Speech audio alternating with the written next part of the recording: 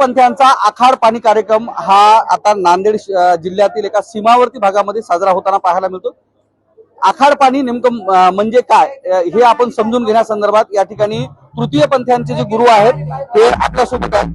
फरीदा बकाशी आपल्या सोबत आहेत। काय सांगणार आखाड पाणी कार्यक्रम हा कसा साजरा केला जातो, या कार्यक्रमाचं नेमकं तृतीय पंथ्यामध्ये काय महत्व आहे? नमस्कार, मी फरीदा बकाश नांदेड येथून नायगाव नरशीला इथं राहते। माझा आश्रम आहे। माझे गुरुची कृपानं आम्ही हे दरवर्षी करत आहे। आखाड पाणी म्हणजे आई लकाबाईचं हे देवीची पूजा राहते।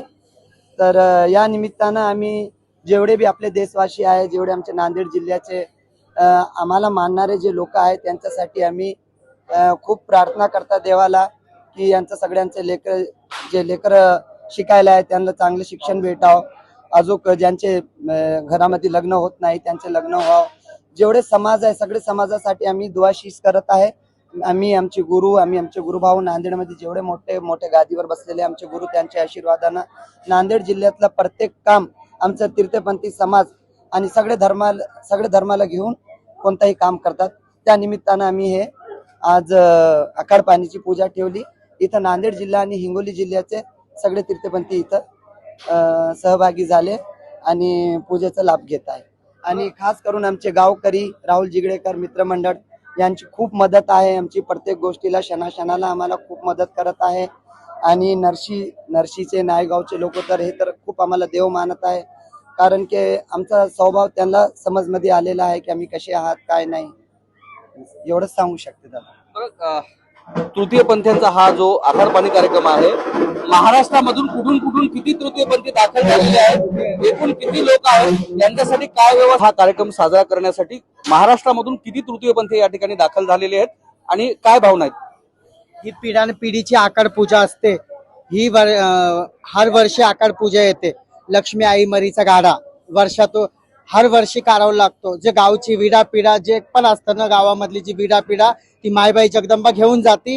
ही वर्षाची आखाड पूजा वर्षाला काढावंच लागतं। इडा पिढा टळावी या दृष्टिकोनातून ही आखाड पूजा केली जाते असं यांच्या गुरूंचं म्हणणं आहे। एकूण महाराष्ट्रामधील किती तृतीय पंथी या ठिकाणी या कार्यक्रमासाठी दाखल झालेले आहेत? खूप आलेले आहेत महाराष्ट्रामधून, नांदेडहून आणि जालना, हिंगोली, परभणी आणि जिथं जिथं देवकर समाज आहे, आराधी समाज आहे, सगळेजण आलेले आहे। जे देवीला मानतात ते सगळेजण आलेले आहे। आणि खास आमचे लक्ष्मीनारायण त्रिपाठी आमचे गुरु आहे, जे गादीपती आहे इंदोरचे, तर ते पण आलेले आहे। आणि साधू संतांची खूप जण आलेले आहे। महाराष्ट्रामधला तमाम तृतीय पंथी समाज जो आहे या ठिकाणी दाखल झालेले, त्यांचे जे गुरु आहेत ते सुद्धा या ठिकाणी झाले। एवढंच नाही तर जे म्हणजे तृतीय पंथ्यांचं देशामधून नेतृत्व करतात अशा लक्ष्मी त्रिपाठी सुद्धा या ठिकाणी दाखल झालेत। इतरही गुरु आपल्या सोबत आहेत। काय सांगणार तुम्ही या कार्यक्रमासाठी दाखल झालेत, काय भावना आहेत? आणि सगळ्यांचे लेकर चांगले व्हावा, त्यांना सगळ्याचे सबूत बसे, चढ़ती कला जाए, सबकी दुख दर्द चली जाए, सबका अच्छा हो जाए। हमारे नांदेड़ शहर, नांदेड़ जिले में जितने गाँव है, हिंगोली जिले में जितने गाँव है, उनका सबका अच्छा हो जाए। सबके बाल बच्चे जे, सबका परिवार जे सबूत बसे, चढ़ती कला जाए, उनकी सबकी दुख दर्द चले जाए। वो हमारे जजमान है, हमारे को देते, हम भीख देते, हम खाते, उनको हम बहुत धन्यवाद मानते। तर एकूण हे नांदेड जिल्ह्यातील सीमावर्ती भाग म्हणजे आंध्र प्रदेश आणि कर्नाटकचा हा सीमावर्ती भाग आहे। आणि या ठिकाणी फरीदा बकाश नावाचे हा गुरु आहे, त्यांच्यासोबत म्हणजे तृतीय पंथी जे आहेत मोठ्या प्रमाणात त्यांच्याशी जोडले गेले आहेत। हजारो तृतीय पंथ्यांची आई म्हणून त्यांनी हे करतात। तुमच्यासोबत शिकणारे सुद्धा काही मुली असतील ज्यांना तुम्ही पुढे शिकवतात आणि चांगल्या ठिकाणी नेतात। तुम्ही पहिल्यांदा नांदेड जिल्ह्यातलं पहिलं सेतू सुविधा केंद्र सुद्धा तुम्ही आणलेलं आहे। हो, माझे शिष्य होता शेजल म्हणून, त्यांना त्याच्या एज्युकेशनामुळे आणि त्याची जी भावना होती की भिक्षा किती दिवस मागणार आम्ही, त्याच्यातून आम्ही खूप काही प्रयत्न करून ते सेतू सुविधा केंद्र उपलब्ध करून दिले। आणि अजून बी आमची तीर्थपंथी खूप इच्छा आहे। सरकार मायबापाहून हेच एक अपेक्षा आहे की आम्हाला बी कोणता मार्ग काढावं, काही रिझर्वेशन काढावं, कारण की शिक्षण खूप गरजेचं आहे। आणि आमच्या काळात काही तेवढं हे नव्हतं। आता आम्हाला जे शिक्षणाची कमी बार येत होती, तर आम्ही आमचे जे शिष्यमंडळ आहेत त्यांना आम्ही शिक्षणाकडे खूप वळण्याचा प्रयास करत आहे। म्हणजे तृतीय पंथीयांना सुद्धा शिक्षणाचा जो अधिकार आहे, शिक्षणाचं महत्त्व जे ते कळालेलं आहे। इतरही तृतीयपंथी मंडळी आपल्यासोबत आहेत। तुम्ही कुठून आलेले आहात, काय शिक्षण झालेलं आहे, काय वाटतं सरकारने ट्रान्सजेंडर अथवा तृतीयपंथीयाविषयी काय भूमिका घेतली पाहिजे? नमस्कार, माझं नाव अर्पिता. मी सध्या LLB प्रथम वर्ष शिक्षण घेत आहे. माझं या अगोदर fire and safety diploma base complete झालेलं आहे. नोकरीही करते एका संस्थेमध्ये, सावित्रीबाई फुले महिला एकात्म समाज मंडळ या संस्थेमध्ये मी नोकरी करते. त्या व्यतिरिक्त कोती सहेली फाउंडेशन ही संस्थाही चालवते. ट्रान्सजेंडर सोशल वेलफेअर बोर्ड जे आहे महाराष्ट्र राज्याचं, त्या बोर्डावरती मी सदस्य म्हणूनही पदभार स्वीकारलेला आहे. आम्ही वारंवार शासनाकडे मागण्या करतोय की समाजाला मुख्य प्रवाहात आणण्यासाठी शिक्षणाचा पर्याय उपलब्ध करून देणं खूप गरजेचं आहे आणि सरकारही त्या पद्धतीनं सकारात्मक पावलं उचलते आहे.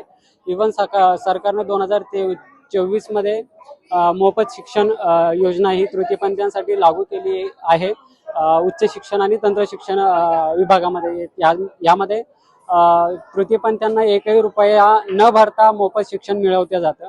फक्त एवढं आहे की समुदायामध्ये किंवा समाजामध्ये ती स्वीकार्यता नाही आहे. त्यामुळे थोडासा कुठेतरी तो गॅप कव्हर करायला थोडंसं अवघड जात आहे. पण एक शिकलेली तृतीयपंथी व्यक्ती म्हणून मी एवढं सांगेल की सरकारही सकारात्मक आहे आणि समुदायातले काही लोकही सकारात्मक आहे. दोन्ही बाजूने सकारात्मकता असल्यामुळे हा जो बदल आहे तो लवकरच घडेल. काय वाटते तृतीयपंथीयाविषयी सभागृहामध्ये बोलणारा एखादा व्यक्ती असणं अपेक्षित आहे? त्या संदर्भात मतदारसंघ तृतीयपंथीयांसाठी आरक्षित असायला पाहिजे का, जेणेकरून तृतीयपंथीयांच्या भावना असतील, त्यांना लागणाऱ्या ज्या सोयी सुविधा असतील ज्या योग्य पद्धतीने मिळतील आणि त्यांचा आवाज सरकारपर्यंत पोहोचेल? नक्कीच त्यासाठी आम्ही वारंवार प्रयत्न करत आहोत की सरकारनं एक विशेष व्यक्ती म्हणून तृतीयपंथी समुदायाचा प्रतिनिधी सभामध्ये आणणं गरजेचं आहे, जेणेकरून समुदायाचं प्रतिनिधित्व करणारं कोणी तिथे असेल तर सरकारपर्यंत थेट आवाज पोहोचेल आणि समुदायाच्या अडचणी ह्या थेट पद्धतीने सोडवल्या जाईल. पण सरकारकडे आतापर्यंत अधिकृत डाटा नाहीये, जो 2011च्या सेन्ससनुसार पूर्ण महाराष्ट्रात मॅक्सिमम 4 लाख का असं तरी, म्हणजे ऑल ओव्हर इंडिया 4 लाख का असं तरी तृतीयपंथी समुदायाच्या नोंदी होत्या. नवीन जातीय जनगणना जी काही सुरू आहे त्याच्यामध्ये सुद्धा समुदायाचा जो हिस्सा दिसेल त्याच्यावरती आम्ही हक्काने मागू शकतो की आमच्यासाठी ह्या गोष्टी राखीव पाहिजे. मुळात असं आहे की सरकारकडे अधिकृत डाटा नसल्यामुळे सरकारला ही पॉलिसी तयार करणे किंवा आरक्षण लागू करणे हे एक पेच प्रसंग आहे. त्यामुळे आमचे प्रयत्न वारंवार चालू आहेत आणि ते सुरू राहतील. नंतर जातनिहाय ज्या पद्धतीनं जनगणना होताना पाहायला मिळते, तर ट्रान्सजेंडर समुदाय हा कोणताही जात धर्म न मानणारा समाज आहे. त्यामध्ये जनगणनेमध्ये कशी तरतूद करायला पाहिजे सरकारने, जेणेकरून भविष्यात हा डाटा जो आहे तो सरकारकडे उपलब्ध राहील?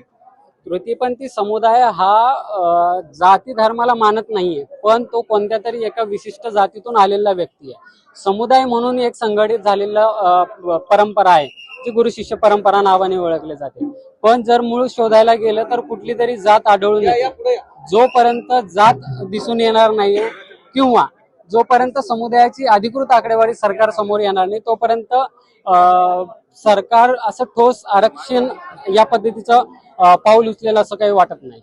काय वाटतंय जंतर मंतरवरील आंदोलनामध्ये LGBT कम्युनिटीचे बरेचसे ट्रान्सजेंडर आहेत ते दाखल झालेले होते, मात्र त्यांनी ज्या पद्धतीनं शिक्षणासंदर्भात आवाज उठवला त्यानंतर त्यांना सोकॉल जे देशभक्त म्हणून लोक आहेत त्यांनी ट्रोल केलेलं होतं.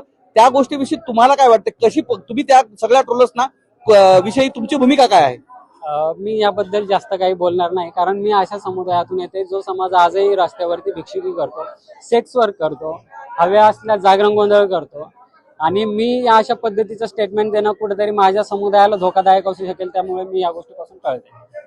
इतरही जे या ठिकाणी तृतीयपंथीयासोबत या ठिकाणी जे देवकर असतील, देवकर्णी असतील, ह्या इतरही लोक या ठिकाणी दाखल आहेत. आखाड पाणी पूजेचा हा कार्यक्रम घेण्यात आलेला आहे. काय भावना आहेत? किती लोक तुमच्या सोबत जोडल्या गेलेले आहेत आणि किती दाखल झालेले आहेत? नका मी बोलू नको. काय भावना आहेत तुमच्या? नका